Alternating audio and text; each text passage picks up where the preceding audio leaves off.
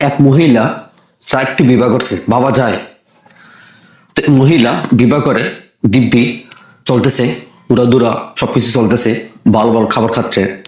হঠাৎ করে ধরা পড়লো একদিন যে মহিলা 4টি বিবাহ করছে। দু একদিন স্বামীর কাছে ধরা খেলো।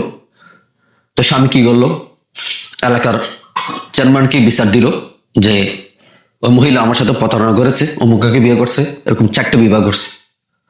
তো ওই মহিলাকে চেয়ারম্যান নির্দেশ দিল ওই মহিলাকে আমার কাছে নিয়ে আসা হোক। তো ওই মহিলা এই খবরটা পেল যে তাকে চেয়ারম্যান তলব করতেছে। তো হঠাৎ করে চলে যাচ্ছিল, হঠাৎ করে এক মাদ্রাসার ছাত্রের সাথে সাক্ষাৎ হলো। বলতেছে, আপনি কোথায় যাচ্ছেন এত তাড়াহুড়ো করে? বলতেছে, আমি একটা বড় বিপদে আছি। তখন মাদ্রাসা ছাত্র বলল, কি বিপদ, একটু শেয়ার করেন। বলে এই কাহিনী। বলতেছে, ঠিক আছে, আপনাকে আমি বিপদ থেকে উদ্ধার করবো, তবে আমার একটি শর্ত আছে, আপনার যত সম্পদ আছে তার একটি অংশ আমাকে দিয়ে দিতে হবে। তো মহিলাটি বলল, কিভাবে? বলবেন, আপনি যখন চেয়ারম্যানের কাছে যাবেন তখন বলবেন, আমি অমুক মাহফিলে অমুক হুজুরের বক্তব্য শুনতেছিলাম, উনি বলছিলেন যে একজনের 4টি করে বিবাহ করতে পারবে।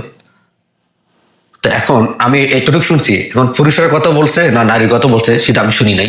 আমি মনে করছিলাম যে একজন নারী 4টা বিয়ে করতে পারবে, এই কারণে আমি 4টি বিবাহ করছি। এটা যে আপনি চেয়ারম্যানের কাছে বলবেন। তখন সে যে এবার চেয়ারম্যানের কাছে বলল, আহ চেয়ারম্যান বাধ্য হয়ে তাকে কি করবে মুক্তি দিয়ে দিল এবং তাকে কিছু জরিমানা করলো। কিন্তু তার যে একটা সম্পদ, যে 4টা স্বামী থেকে সে নিয়ে আসলো, তার কিছুটা সম্পদ হলো ওই মাদ্রাসা ছাত্রের কারণে বেঁচে গেল। এই জন্য সবসময় মাদ্রাসা ছাত্রদেরকে এত দুর্বল ভাবিয়েন না। ওদের যেমন বিভাগ বুদ্ধি আছে তেমন স্বাধীন বুদ্ধিও আছে, সতর্কতা